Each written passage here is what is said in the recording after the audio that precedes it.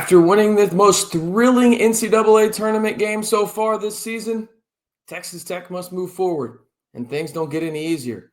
As in the West Regional Final, they'll face off against the 1 seed from the SEC and the Florida Gators.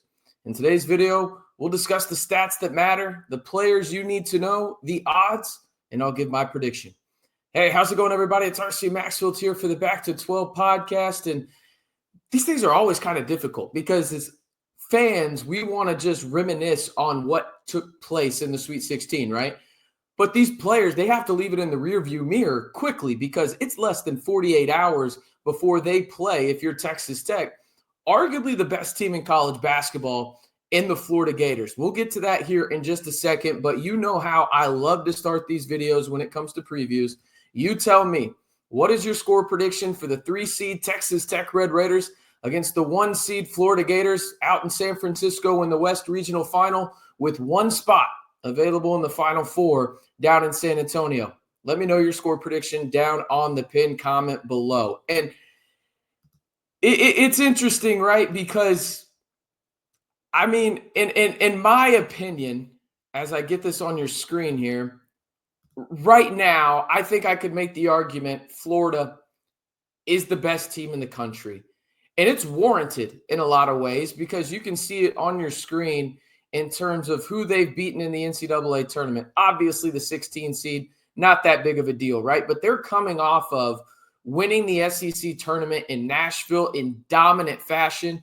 And they've really given you no reason not to think that they are a great team outside of really 4 or 5 minutes against UConn, where they won that game in the round of 32. As for Texas Tech, you know how it's gone for them. They played a little closer than the score would indicate against UNCW in the 3-14 matchup. They win that one by double figures. Then they handled Drake with a second-half run to beat the Bulldogs by 13.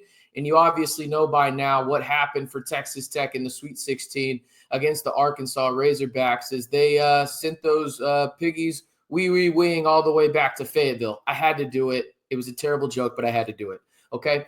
Texas Tech comes into this game, and in my opinion, it's very similar to Arkansas in this fact. I can almost guarantee you I know what the narrative is going to be here, okay? Much like Arkansas had a ton of length and athleticism in their front court, so does Florida, and even more so, to be honest with you. You can see him on your screen right there, the leading rebounder for Florida, Alex Condon. He averages 7.7 rebounds per game. He is the ultimate Swiss Army knife and maybe the most critical player not named Walter Clayton Jr. on this Florida team. Now, the interesting part about Alex Condon is he missed quite a bit of time this season with an ankle injury. He obviously came back for the NCAA tournament, so you may be thinking to yourself, RC, why are you bringing this up? Well, he rolled that same ankle against Maryland in their Sweet 16 matchup for the Gators. He did come back into the game, but you have to wonder if there's any kind of lingering effects there. I'm not saying there will be, but it is something to think about. When it comes to who is the best player for the Florida Gators, there is no debate. It is Walter Clayton Jr., a guy that has gotten numerous first-team All-American honors. He is an absolute bona fide superstar at the collegiate level, and he is the really engine that makes this Florida offense go. Without him, they're still good. They still have really good players, including Richard on the perimeter, but Clayton is by far their best player, in my opinion. You can see it on your screen. Texas Tech, according to ESPN, has about a 40% chance to win this game.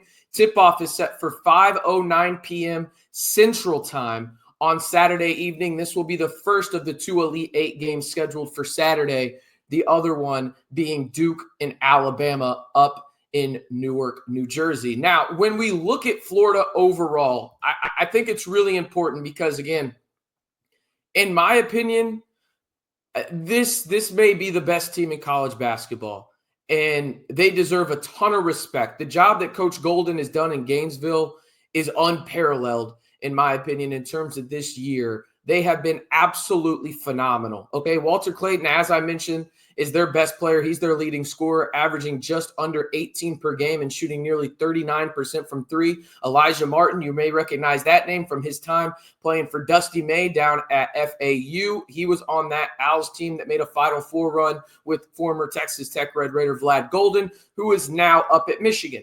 You've got Will Richard, who I mentioned earlier, Alex Condon, right? You've got Thomas Houck, right? There's multiple guys on this team that can beat you any given night. And their length and athleticism is really going to be something that stands out to me.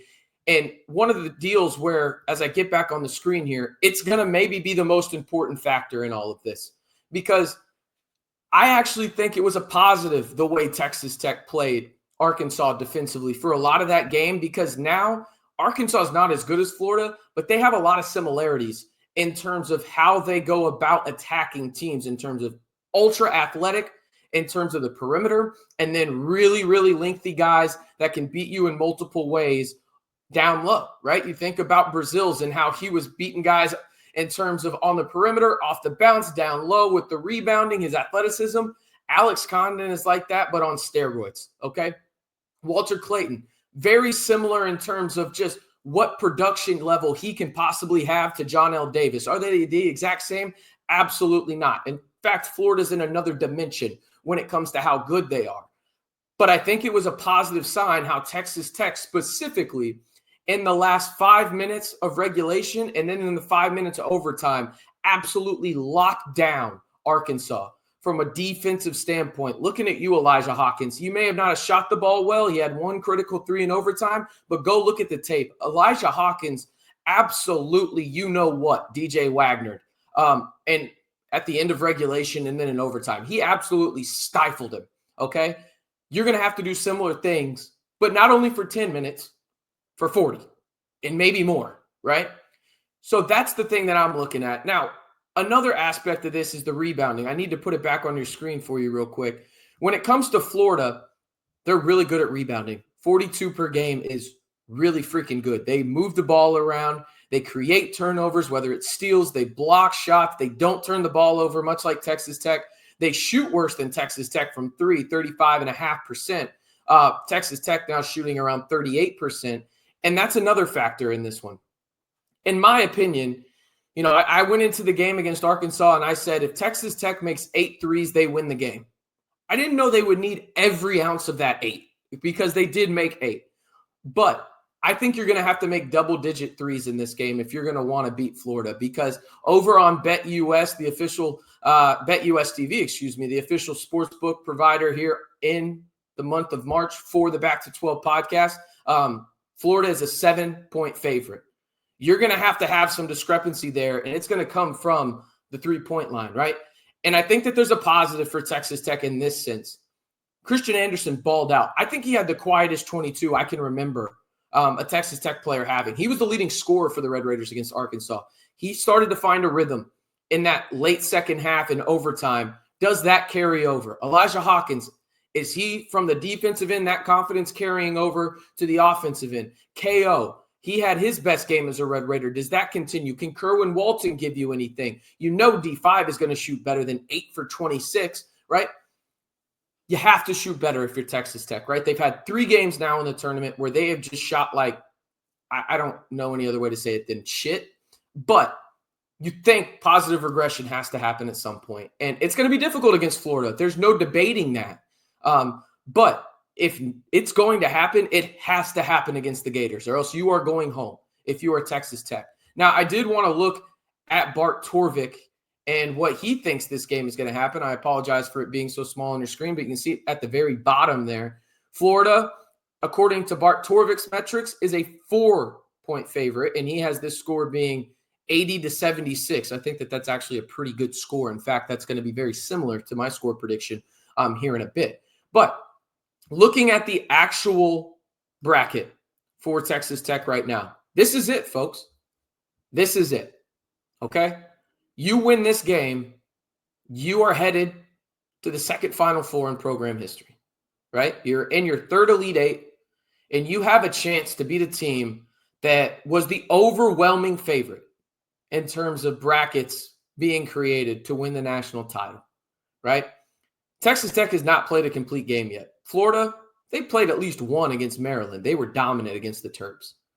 Can Texas Tech finally have their first true complete game in the tournament when they need it most for an opportunity to head back to the Lone Star State and play in the Final Four?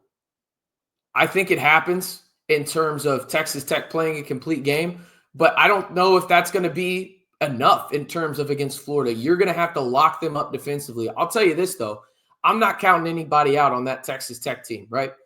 Hand up. I admitted it in the recap video. I thought the game was done when Texas Tech was down 16 with about 10 minutes to go in the second half. It looked bleak. And then Arkansas came in and called D5 too small. And who got the last laugh? Again, go woo, woo, woo, or whatever the hell y'all say up in Fayetteville all the way back home. Okay? Now Texas Tech is trying to take down a Gator. And they have every opportunity to do so in the sense that, do they have the best player in this game? I don't think so. I think it's Walter Clayton Jr. But I think this, though, they have the next two in JT Toppin and D5. You're going to need to see more of those two guys in the pick and roll. You're going to see more of Christian Anderson running off ball and trying to get catch and shoot opportunities. You're going to need Kevin Overton and Federico to have games like they did against Arkansas because they were pivotal. 10 offensive rebounds between those two in the Arkansas game. You're going to have a performance like that. Elijah Hawkins is going to have to shoot better. Kerwin Walton's going to have to knock down a shot or two. And here's the X factor of it all. Do you get your leader back in Chance McMillan? I'm not saying you do. I'm not saying you don't.